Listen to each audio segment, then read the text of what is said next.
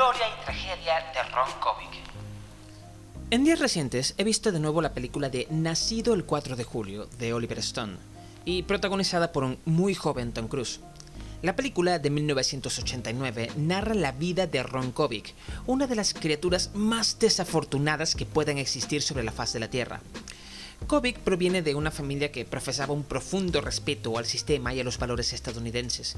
Su padre estuvo en el ejército durante la Segunda Guerra Mundial y su madre se alistó también en el ejército poco después del ataque a Pearl Harbor, de tal manera que los dos se conocieron mientras estuvieron en servicio.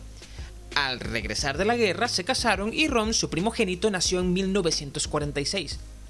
El pueblo en el que se crió, además, hacía un desfile todos los años. El día de la independencia, el 4 de julio, que es el día en el que, dicho sea de paso, nació el personaje. Por eso la película se llama así. Adicionalmente, en ese desfile, los veteranos de guerra marchaban por la avenida principal, entre cohetes y fuegos artificiales, andando a pie algunos, en sillas de rueda otros, a veces saludando desde un moderno auto descapotable. Kovic es profundamente idealista. Está lleno de fe, de optimismo y de muchas ambiciones, pero él no ambiciona el dinero o el poder, él ambiciona la gloria. Su madre, profundamente religiosa y con un odio fanático contra el comunismo, intencionalmente siembra en él muchas de esas ambiciones y deseos de respeto. Y a su vez pone unas altas expectativas en el niño, algo que va a ser determinante en la vida de Kovic y, si me preguntan a mí, no necesariamente la causa, pero sin dudas, la raíz de todas sus tragedias posteriores.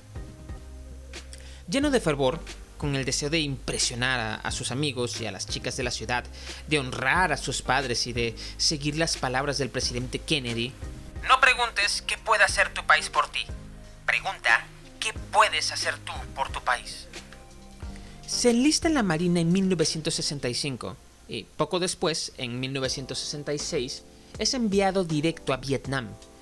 Llega a Vietnam del Sur justo cuando la fiesta empieza a ponerse buena. El Vietcong ganaba cada vez más terreno y el ejército estadounidense no podía sino bombardear sin piedad Laos y Vietnam del Norte, así como la misma zona norte de Vietnam del Sur, esa llamada zona desmilitarizada. En medio de ese infierno, Kovic termina por enfrentarse a los peores horrores de la guerra. En una patrulla en territorio enemigo, en octubre de 1967, al ingresar en una aldea vietnamita, por accidente, alguien empieza a disparar y, naturalmente, todos disparan también. Luego de la confusión inicial, Kovic es enviado a revisar la aldea con algunos miembros de su pelotón para darse cuenta, horrorizados, que solo habían matado a mujeres, ancianos y niños.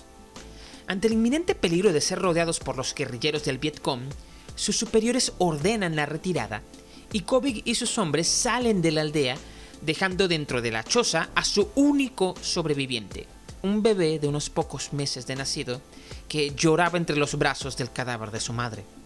Y por si esto fuera poco, durante la retirada, mientras el Vietcong trataba de emboscarlos, el pánico se apoderó de medio pelotón y rompieron filas en mitad de los disparos de los vietnamitas.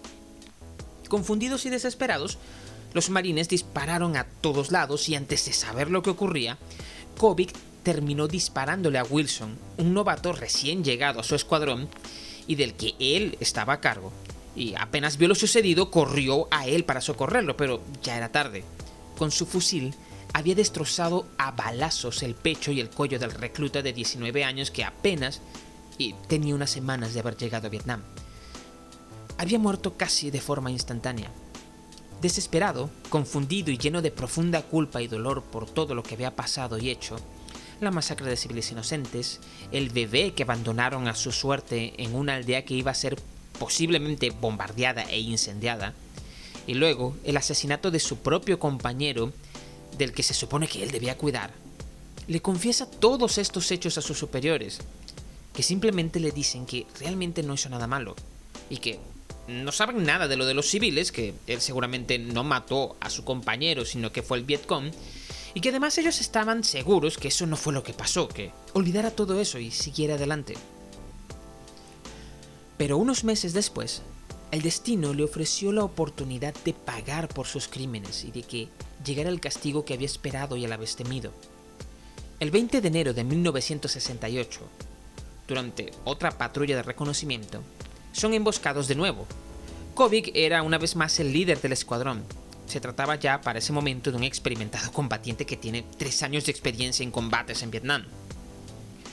En medio del tiroteo, es herido en un pie. Una bala vietnamita le hace añicos el talón y no puede ponerse propiamente de pie.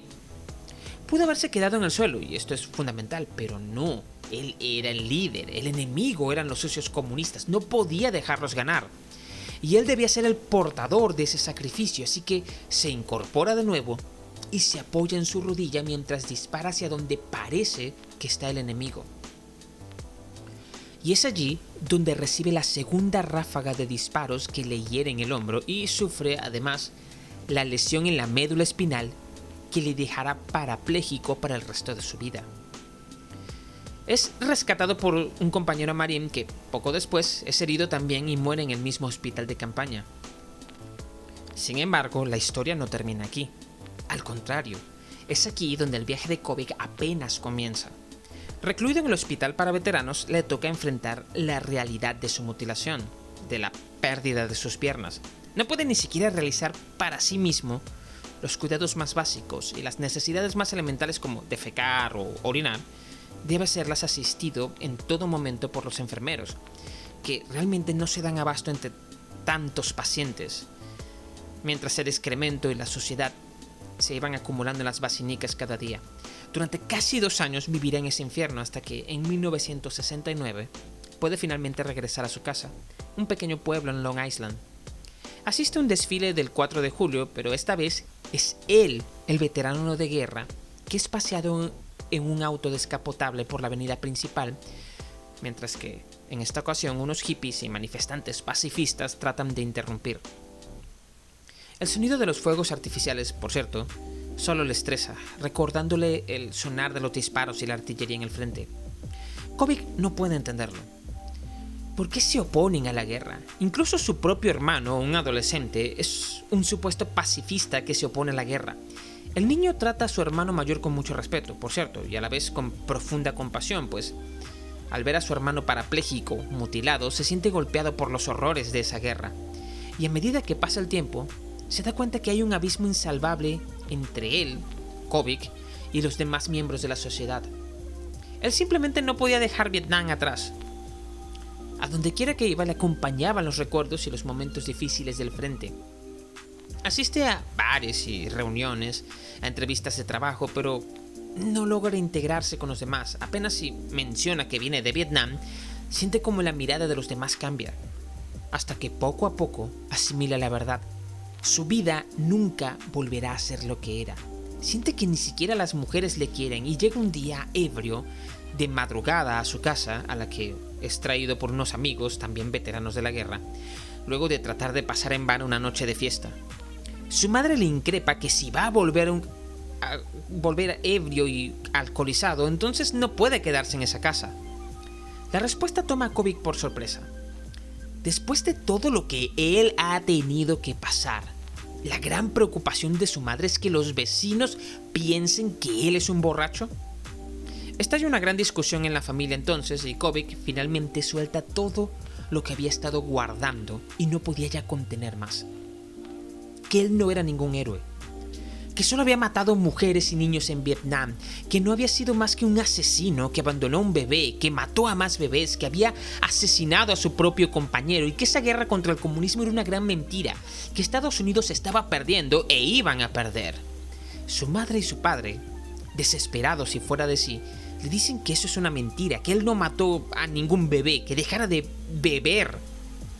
Kovic, cada vez más destrozado y herido, le dice que Dios no existe, que no puede existir. Su madre le dice que es un loco. Y él da su gran frase: la locura, madre, son las creencias. Porque fue por las creencias de su madre y su padre que a él le fueron enseñadas. Fue por esas creencias que se fue a pelear a Vietnam. Y quizás si se hubiera quedado tirado en el piso en vez de querer hacerse el valiente, entonces no estaría allí sentado en su silla de ruedas. Al final, luego de toda esa parafernalia de los valores americanos, de acabar con el comunismo, de Dios, de la ley, no quedaba nada. Solo él allí sentado, con unas piernas que ya no le respondían. Le dice a su madre que Dios dice que masturbarse es pecado, y frente a toda su familia, saca su pene inerte diciendo que él desearía poder sentir algo siquiera, aunque fuera un pecado, pero que ya no puede sentir nada entre sus piernas, que sus genitales fueron prácticamente castrados en una selva del sur de Asia, a miles de kilómetros de su hogar, antes de siquiera poder aprender cómo se supone que se usaba. ¿Quién iba a querer a un hombre así? ¿Quién iba a quererle a él, ahora que no puede ni siquiera usar sus piernas o su miembro? ¿Qué importaban Dios, el comunismo o el capitalismo si él no podía ni siquiera tener una vida? Y a partir de allí, corrido de su casa luego de pasar una temporada entre prostitutas y marines de guerra en México, empieza su ascenso, el ascenso de Ron Kovic, hasta convertirse en uno de los más grandes activistas antibelicistas que han tenido los Estados Unidos. Lo que acabas de escuchar es un fragmento de un episodio de nuestro podcast En la esquina del semán. Suscríbete y dale a la campanita para estar atento a todas nuestras publicaciones y, si el contenido te gusta, no dudes en compartirlo con amigos, familiares o compañeros de trabajo. Síguenos en nuestras redes sociales. Estamos en Instagram y en Facebook como @enlaesquinadelsemán y puedes encontrarme en Twitter como @GabrielFénix. Encontrarás todos los enlaces, incluido Spotify, abajo en la descripción. No te olvides de suscribirte y compartir.